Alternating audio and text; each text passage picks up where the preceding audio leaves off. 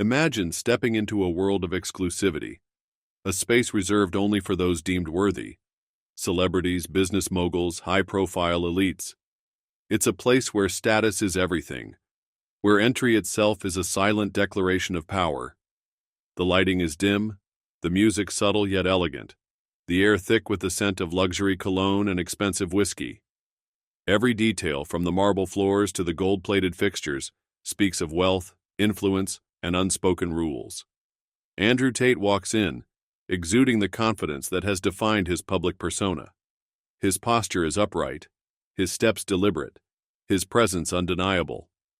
Dressed in his signature sharp attire, sunglasses shielding his gaze, he scans the room, unfazed by the scrutinizing eyes that lock onto him the moment he enters.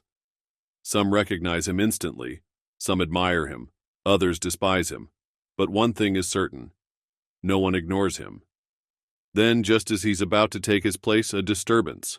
A man in a tailored suit, the venue's manager, strides toward him with purpose. There's a shift in the atmosphere, a subtle but unmistakable tension as the inevitable confrontation unfolds. The murmurs start, low whispers circulating through the crowd. The kind of moment people pretend not to watch but can't look away from. "Mr. Tate," the manager says, his voice controlled but unwavering, carefully balancing between professionalism and assertion. "I'm going to have to ask you to leave." A pause. The weight of the words lingers in the air. The statement isn't just a request, it's a statement, a message, a public display of exclusion. For the first time, there's a flicker of amusement on Tate's face. He tilts his head slightly, his smirk barely visible, as if he had predicted this very moment before even stepping through the doors. His eyes remain hidden behind the reflective lenses, making it impossible to decipher whether he's angry, surprised, or merely entertained. There's no argument, no protest, no visible frustration. Instead, Tate exhales slowly, adjusting the cuffs of his jacket, letting the moment stretch just long enough for the weight of the scene to settle on those watching. A few onlookers exchange glances, uncertain whether they should feel satisfaction or discomfort. Some clutch their phones, recording discreetly, knowing that whatever happens next is going to be talked about. Tate doesn't ask why. He doesn't plead. He doesn't even demand an explanation. Instead, he lets the silence do the talking. Then, with deliberate ease, he takes a step back, surveys the room one final time, and turns around. He doesn't rush. He doesn't stumble. He moves with the same confidence he walked in with, as if being denied entry meant nothing, as if being excluded from this exclusive space was irrelevant. But just as he reaches the exit, just as the door swings open and the cool night air greets him, something shifts. Because this isn't the end of the story. This isn't just a rejection. This is the beginning of something no one saw coming. The night is alive with energy. Outside, luxury cars glide to a stop, their sleek exteriors reflecting the golden glow of streetlights. A valet in crisp uniform rushes forward, opening doors for the elite guests stepping out. Men in tailored suits, women in designer gowns, their every movement dripping with wealth and status. The entrance to the venue is grand, flanked by towering pillars and a red velvet rope, guarded by security who barely nod at the incoming guests. Inside, the atmosphere is a picture of extravagance. Crystal chandeliers cast soft golden hues over the room, illuminating polished marble floors and pristine leather seating. The soft hum of conversation weaves through the space, occasionally interrupted by the pop of champagne bottles or the clink of crystal glasses. Every face in the room belongs to someone important: business tycoons, socialites, celebrities, and influencers, all mingling in an unspoken hierarchy of power. And then, the air changes. Andrew Tate steps in. There's no announcement, no spectacle, but his presence alone shifts the energy. The chatter lowers, subtle but noticeable, as heads turn, eyes locking onto the man who has made a career out of defying the status quo. His reputation precedes him: outspoken, controversial, powerful. To some, he's an inspiration, a symbol of defiance against societal norms. To others, He's a menace, a disruptor, someone who doesn't belong in their carefully curated world. But if there's one thing Tate knows, it's that presence is power. His steps are unhurried, each one deliberate. He's dressed with calculated precision, his suit tailored to perfection, his watch gleaming under the chandelier light, his signature sunglasses shielding his eyes, making it impossible to read him. His confidence isn't forced, it's effortless, the kind that makes people uneasy because it cannot be shaken. As he moves through the venue, some whisper, others pretend not to notice, but their stolen glances betray them. A few nod in respect, a silent acknowledgement of his influence. But amidst the silent reactions, there's movement. A suited figure, the venue's manager, steps forward with quiet urgency, his face composed but his intent unmistakable. Tate doesn't stop. He doesn't acknowledge the tension. He keeps walking, approaching the heart of the venue like he owns it. Until... Mr. Tate. A sharp voice cuts through the room, loud enough to command attention, but measured enough to maintain the facade of professionalism. The manager, standing just a few steps ahead, blocks his path. There's no hostility in his stance, no outward aggression, but the message is clear. You're not allowed here. Silence. The words settle in the air, heavy, deliberate. The room doesn't go completely silent, but there's a shift, an undeniable ripple as nearby guests pause, ears perking up at the unfolding moment. Tate stops, not out of hesitation, but out of curiosity. His head tilts slightly, as if considering the weight of the statement, as if silently asking a question that doesn't need to be spoken aloud. Was it his reputation, his influence, the way he challenges the very structures that this elite circle holds dear? Or was it something deeper, an unspoken rule that men like him, disruptors, free thinkers, those who refuse to conform, will never be fully accepted into the spaces where power pretends to be untouchable? He doesn't ask for an explanation. He doesn't need one. Instead, he simply smiles, not in amusement, not in anger, but in the way someone does when they already know what happens next, because this moment, this rejection, it's not the end. It's the setup for something much, much bigger. A flicker of tension passes between them, the manager standing firm, his authority backed by the establishment, and Tate, unmoved, exuding the kind of confidence that doesn't flinch in the face of resistance. The moment hangs in the air, stretching, as if waiting to see who will make the next move. Tate lets the silence linger, measuring the weight of the situation, before finally speaking. His voice is calm, steady, yet laced with an undeniable edge. You think kicking me out stops me? It only proves my point. His words slice through the space like a knife, a challenge, a declaration, a statement that doesn't just defy the decision, it exposes it. The crowd reacts, a ripple of uncertainty moving through the sea of tailored suits and expensive dresses. Some avert their eyes, not wanting to be involved. Others exchange hushed whispers, trying to process the moment unfolding in front of them. A few, however, are emboldened.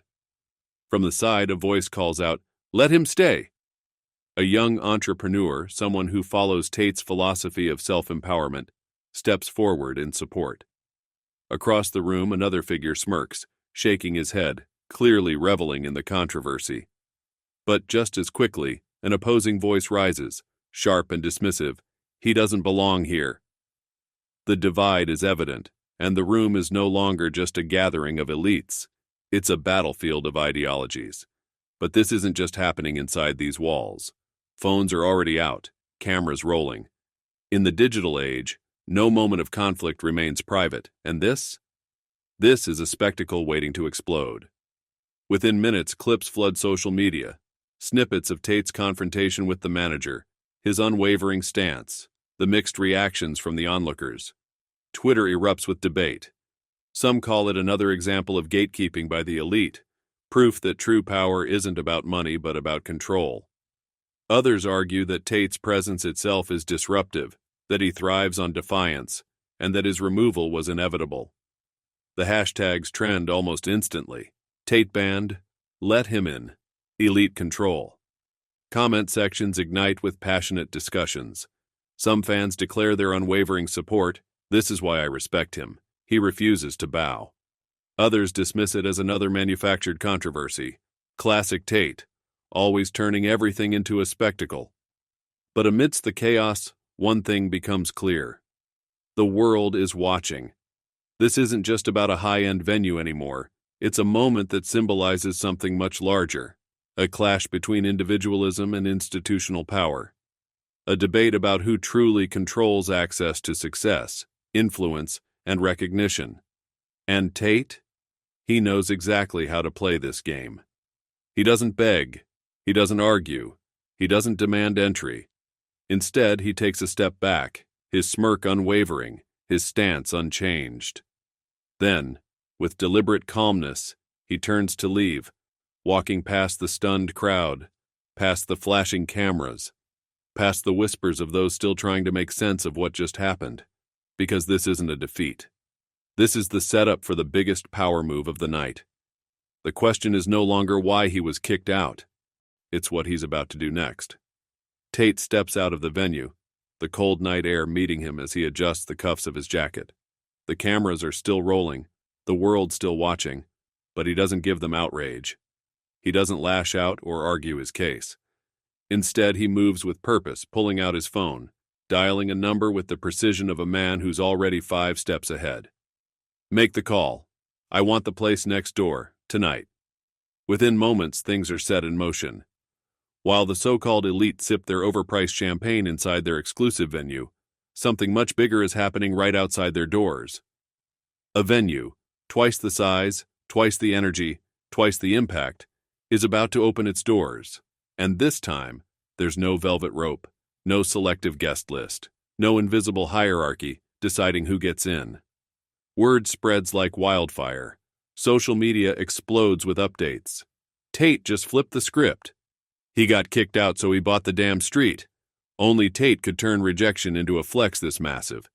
The energy shifts. People who had hesitated inside, those who had whispered but stayed seated, start to trickle out. They check their phones, see the flood of posts, the rising excitement. And then it happens. The real movement. Guests begin to leave the elite event, one by one at first, then in groups, their curiosity outweighing their need to be seen in the right place. The doors to Tate's venue swing open. The music pulses, louder, more electric, more alive than anything happening in the so-called exclusive event. Inside, the energy is different. It's not about hierarchy. It's about opportunity. Anyone who had been turned away, anyone who had felt like an outsider, now has a front-row seat to something far bigger than a party. And the best part? It's free. No price tag. No approval needed. No need to prove your worth to get in. Tate doesn't just open a venue. He creates a statement. He flips the entire concept of exclusivity on its head.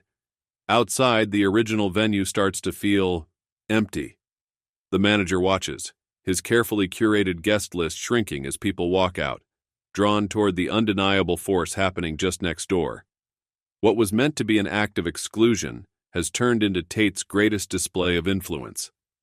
He stands at the entrance, watching the crowd gather, the cameras still rolling, the world still reacting. And then, with that same smirk he had inside, he steps forward, into a space that isn't just a venue, it's a movement.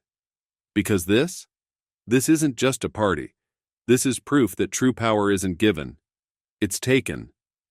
Inside the original venue, the atmosphere has shifted from exclusivity to awkward emptiness. The once packed room now feels hollow, the energy drained as guests slip away, drawn by the undeniable force happening just outside. The manager, who had once stood with unwavering confidence, now watches in stunned silence.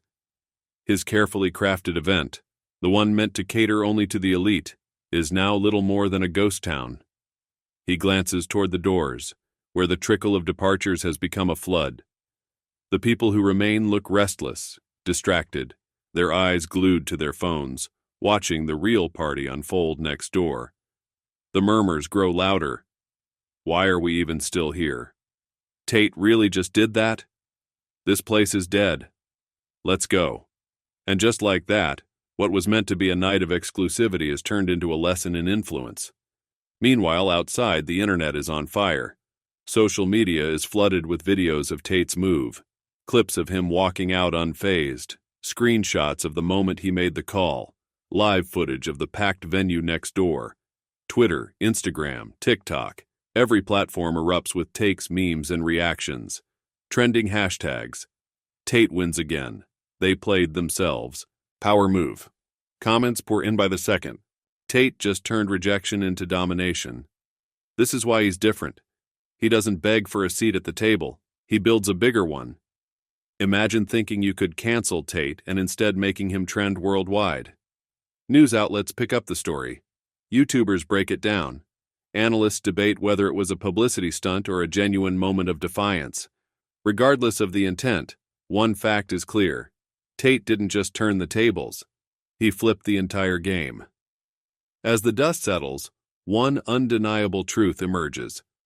Whether you love him or hate him, Andrew Tate just proved one thing. Obstacles are just opportunities in disguise. He was told he wasn't welcome. He didn't complain. He didn't fight for approval. He simply walked out and created something even bigger. And in doing so, he reminded the world of a crucial lesson. Real power isn't about asking for permission. It's about taking action. So the question is, if you were in his shoes, what would you have done? Drop a comment below and let me know. Would you have walked away, fought back, or done something even crazier? Let's hear it. And if you enjoyed this breakdown, don't forget to like, subscribe, and stay tuned, because this is just the beginning.